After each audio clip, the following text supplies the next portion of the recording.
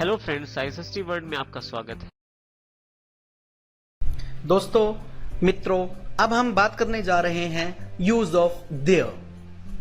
There का शाब्दिक अर्थ जो हम छोटी क्लासेस से पढ़ते आ रहे हैं, इसका शाब्दिक अर्थ है वहां। यानी कि ये तो तय है कि देयर का यूज हम आमतौर पर किसी दूर की वस्तु के लिए करते हैं, दूर के व्यक्ति के लिए भी करते हैं, दूर के स्थान के लिए भी करते हैं, या फिर इस चीज के लिए करते हैं कि कोई चीज वास्तविकता में अस्तित्व में है या नहीं। जैसे जैसे हम देयर का प्रयोग करते जाएंगे, हम और भी इसके बारे में बहुत कुछ समझते जाएंगे। जैसा कि आप स्क्रीन पर देख पा रहे हैं कि किसी के अस्तित्व यानी कि किसी की एग्जिस्टेंस को जानने के लिए कि उसकी एग्जिस्टेंस है या नहीं, उसके लिए देयर का यूज करते हैं। देयर का प्रयोग हम किसी दूर के स्थान के लिए करते हैं। देयर का प्रयोग हम किसी व्यक्ति के लिए भी करते हैं। देयर का प्रयोग हम प्रेजेंट में भी और पास्ट में भी कर सकते हैं। अगर हम देयर का प्रयोग प्रेजेंट में करते हैं तो एक वचन होने पर देयर इज लगेगा और बहुवचन होने पर देयर आर लगेगा।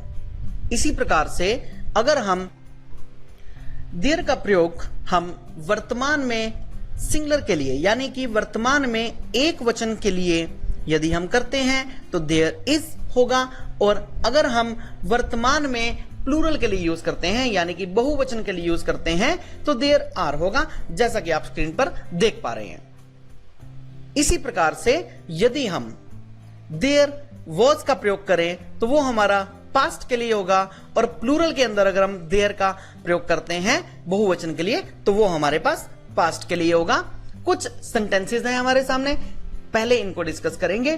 देयर हमारे डमी सब्जेक्ट के तौर पर यूज हुआ करता है, और इसका यूज जो है, इसका प्रयोग जो है वाक्य के आरंभ में किया जाता है। कैसे? वही हमारा character school going boy. School going boy कहता है there is a man in office, there is no signal in TV, there is only one house in street, there is big tree in our park, there are 7 days in a week like Monday, Tuesday, Wednesday, Thursday, Friday.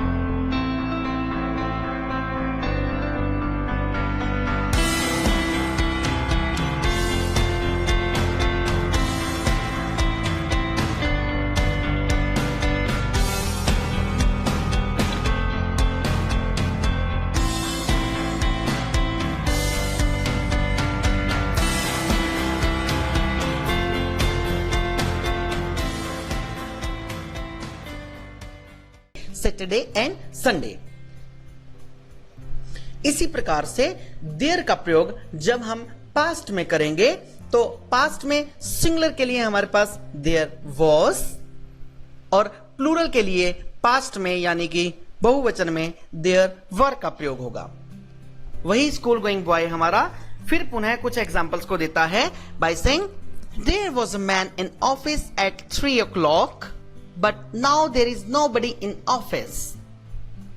There was no signal in TV at 2 p.m. but now it has signals. There was a single house last year but now there are many houses. There was one big tree in our park last month but there are many trees now.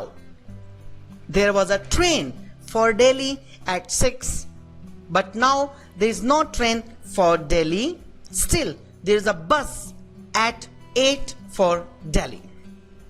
इसी प्रकार से हम there का प्रयोग वर्तमान में और भूतकाल में यानी कि प्रेजेंट में और पास्ट में, सिंगुलर और प्लूरल में पॉजिटिव सेंटेंसेस में, नेगेटिव में और क्वेश्चंस यानी कि इंट्रोगेटिव सेंटेंसेस में इस प्रकार से कर सकते हैं। पॉजिटिव सेंटेंसेस में there is a boy in the room, there are two boys in the room. जब हम सिंगुलर को प्लूरल में कन्वर्ट करेंगे, देयर का प्रयोग एज इट इज रहेगा, यानी कि देयर वाक्य के शुरू में ही लगेगा, लेकिन देयर के तुरंत बाद लगने वाली हमारी हेल्पिंग वर्ब जो है वो सिंगुलर में इज के तौर पर रहेगी और प्लूरल में आर लग जाएगा।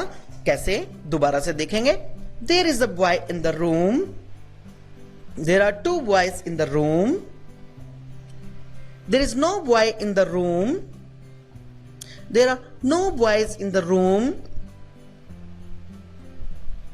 There isn't a boy in the room, यानी कि ये हम नेगेटिव सेंस की बात कर रहे हैं। दोबारा से, there is no boy in the room, या फिर there isn't a boy in the room, या फिर there is no boy in the room. ये तीनों की तीनों हमारी नेगेटिव की फॉर्म से हम किसी भी प्रकार से वाक्य में प्रयोग कर सकते हैं।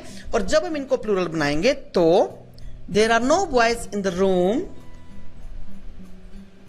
या फिर there are no boys in the room. Same वही वाला एग्जांपल क्वेश्चंस में, is there a boy in the room, are there two boys in the room. इस प्रकार से हमने देयर का प्रयोग सीखा। देयर का प्रयोग सीखते समय केवल इस बात का ध्यान अपने माइंड में रखें कि वाक्य के आरंभ में देयर का प्रयोग, उसके तुरंत बाद helping verb is, are, was या were according to the sentence प्रयोग होगा।